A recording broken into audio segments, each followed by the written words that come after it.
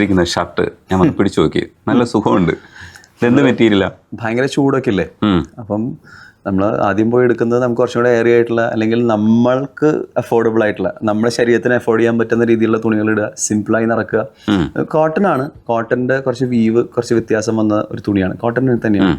അപ്പൊ അങ്ങനെ നമ്മളെ റിലാക്സ് ചെയ്ത് കൊണ്ടുപോവാ. നിങ്ങളില്ലെങ്കിലും എപ്പോഴും സിമ്പിൾ ആയിട്ടുള്ള ഡ്രസ്സാണ് ഇടുക ആണോ? പക്ഷെ ഒരു കോസ്റ്റ്യൂമറുടെ ജാടയൊന്നുമില്ല, അതിന്റെ ആവശ്യമില്ലല്ലോ, ജോലിയിൽ അത് വന്നാൽ മതി.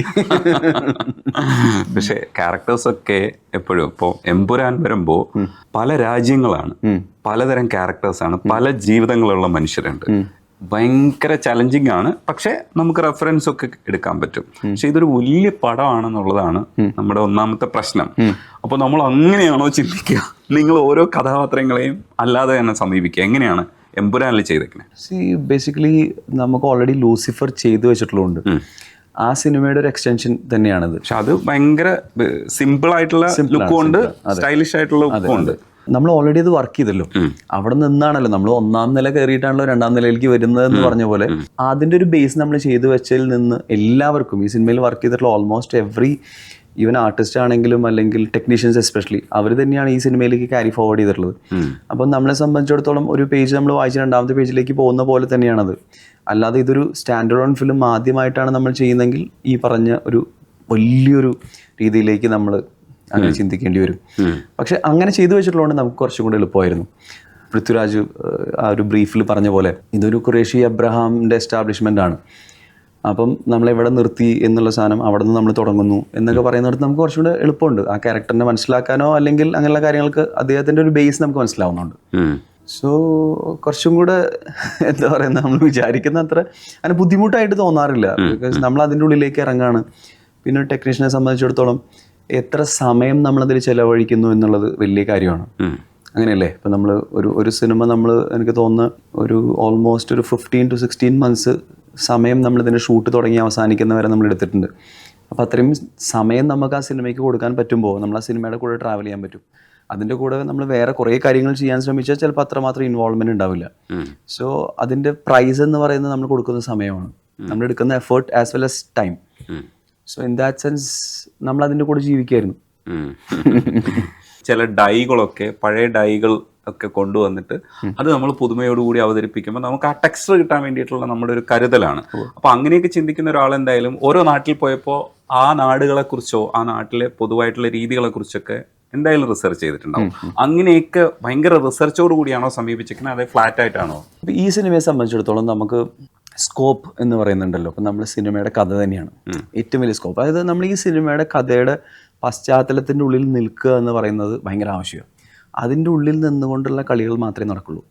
അല്ലാതെ നമുക്ക് ചിലപ്പോൾ ഒരു ഡിസൈനിങ് പോയിന്റ് ഓഫ് വ്യൂവിൽ നമുക്ക് ഒരുപാട് കാര്യങ്ങൾ ചെയ്യാനുണ്ടെങ്കിലും അതിന് റെസ്ട്രിക്ഷൻസ് ഉണ്ട് നമുക്ക്, അല്ലേ?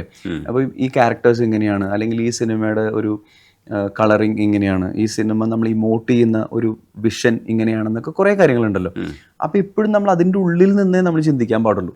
അതിൻ്റെ പുറത്തേക്ക് പോയി കഴിഞ്ഞാൽ അപ്പം അവിടെ കോസ്റ്റ്യൂംസ് എന്ന് പറയുന്ന ഒരു സെക്ഷൻ മാറി നിൽക്കും, ഈവൻ മേക്കപ്പ് എന്ന് പറയുന്ന ഒരു സെക്ഷൻ മാറി നിൽക്കും. അപ്പം നമ്മുടെ ആവശ്യം ഇതൊന്നും മാറി നിൽക്കാതെ നമുക്ക് സിനിമ പറയാമെന്നുള്ളതാണ്. പക്ഷേ വി മേക്ക് ഷുവർ ദാറ്റ് ഇപ്പം നമ്മൾ ഇവിടെ നിന്ന് നമ്മൾ US നമ്മൾ യാത്ര ചെയ്യുമ്പോൾ അവിടുത്തെ ഒരു ക്യാരക്ടറിനെ പറ്റിയാണ് നമ്മൾ സംസാരിക്കുന്നതെങ്കിൽ ഡെഫിനറ്റ്ലി നമ്മൾ അവിടുത്തെ ഒരു സ്റ്റൈൽ കോഡ് അല്ലെങ്കിൽ അവിടുത്തെ ഒരു എന്താ പറയുന്നത് അവിടുത്തെ ഈവൻ വെതർ, നമ്മൾ ഷൂട്ട് ചെയ്യുന്ന സ്ഥലം എക്സാക്ട്ലി എവിടെയാണ്. ഇപ്പം അങ്ങനെയല്ല, ഇപ്പോൾ ഇന്ത്യയിൽ തന്നെ നമ്മൾ പല സ്ഥലത്തേക്ക് പോയി കഴിഞ്ഞാൽ പല സ്ഥലത്തും പല കൾച്ചറും പല തരത്തിലുള്ള വസ്ത്രധാരണ രീതികളുണ്ട്.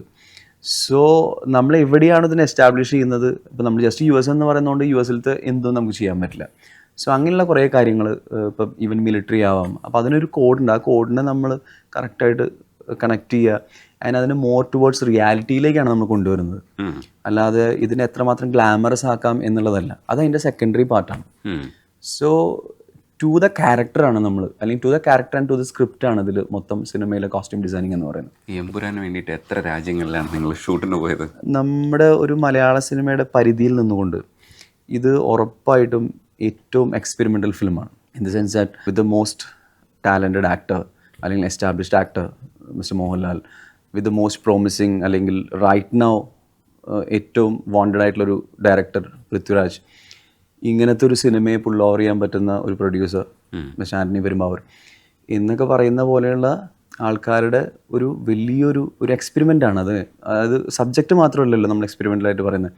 അപ്പോൾ ഇത്രയും സ്ഥലത്തൊക്കെ പോയി ഷൂട്ട് ചെയ്യുക എന്ന് ചോദിച്ചല്ലോ. അപ്പോൾ അതിൻ്റെ നമ്മളിപ്പോൾ സിനിമ കാണുന്നു, ആ സിനിമയിൽ നമ്മൾ ആ സ്ഥലം എസ്റ്റാബ്ലിഷ് ചെയ്യുന്നു. അതിൻ്റെ ബാക്ക് സൈഡിലേക്ക് അവിടുത്തെ പെർമിഷൻസ് അല്ലെങ്കിൽ അവിടെ നിന്നുള്ള ആക്ടേഴ്സിനെ കൊണ്ടുവരാനുള്ള അങ്ങനെയുള്ള ഒരു ലോഡ് കാര്യങ്ങളുണ്ട് ഇതിൻ്റെ പിന്നിൽ. അത് അപ്രിഷിയേറ്റ് ചെയ്യപ്പെടേണ്ട കാര്യങ്ങളാണ്. അല്ലപ്പോൾ ഐ തിങ്ക് നമ്മൾ എത്ര സ്ഥലത്ത് പോയി അല്ലെങ്കിൽ എത്ര രാജ്യത്ത് പോയി എന്നുള്ള കൂടുതലായിട്ട് നമ്മൾ അവിടുത്തെ കാര്യങ്ങൾ എങ്ങനെ നടത്തിയെടുത്തു എന്നുള്ളതാണ് മോർ റെലവൻസ്. അങ്ങനെ നോക്കുമ്പോൾ എനിക്ക് തോന്നുന്നു ഈ എക്സ്പെരിമെൻ്റൽ എന്ന് പറയുന്ന വാക്ക് ഈ സിനിമയ്ക്ക് തീർച്ചയായിട്ടും ഭയങ്കര അനുയോജ്യമാണ്. കാരണം അല്ലാതെ നമുക്ക് ഒരിക്കലും അതിനെ ചിന്തിക്കാൻ പറ്റില്ല. അവിടേക്ക് എത്തണ്ടേ നമുക്ക്.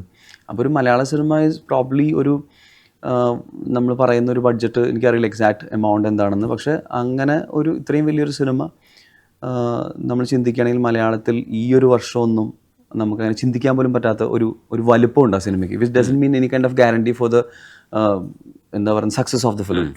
അങ്ങനെ നമുക്ക് പറയാൻ പറ്റില്ലല്ലോ. സിനിമ ഒരുപാട് വലുതായതുകൊണ്ട് നമ്മുടെ സക്സസ് വലുതായി എന്ന് നമുക്ക് പറയാൻ പറ്റില്ല.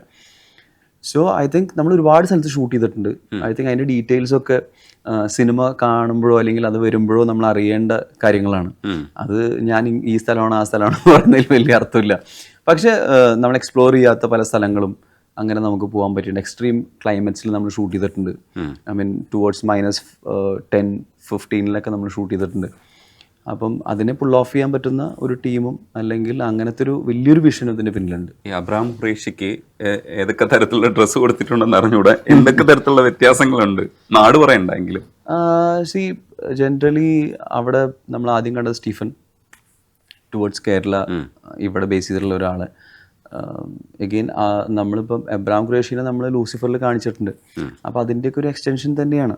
അത് അവിടെ നിന്നാണല്ലോ ഈ ക്യാരക്ടർ പിന്നെ എസ്റ്റാബ്ലിഷ് ചെയ്യുന്നതും കാര്യങ്ങളൊക്കെ.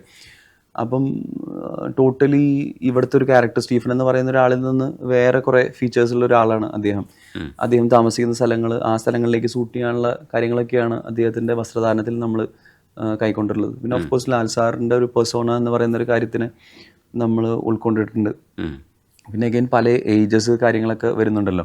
അല്ലെങ്കിൽ ചിലപ്പോൾ ഒരു 5 years ഫ്രണ്ടിലേക്കോ ബാക്കിലേക്കോ ഒക്കെ സിനിമ അങ്ങോട്ടും ഇങ്ങോട്ടും ടു ആൻഡ് ഫ്രോ ഒക്കെ അങ്ങനെയുള്ള കാര്യങ്ങളിലൊക്കെ നമ്മൾ ശ്രദ്ധിച്ചിട്ടുണ്ട്. സോ ഈ ക്യാരക്ടർ മാറി നമ്മൾ ഖുറേഷിയിലേക്ക് എത്തുകയാണ്.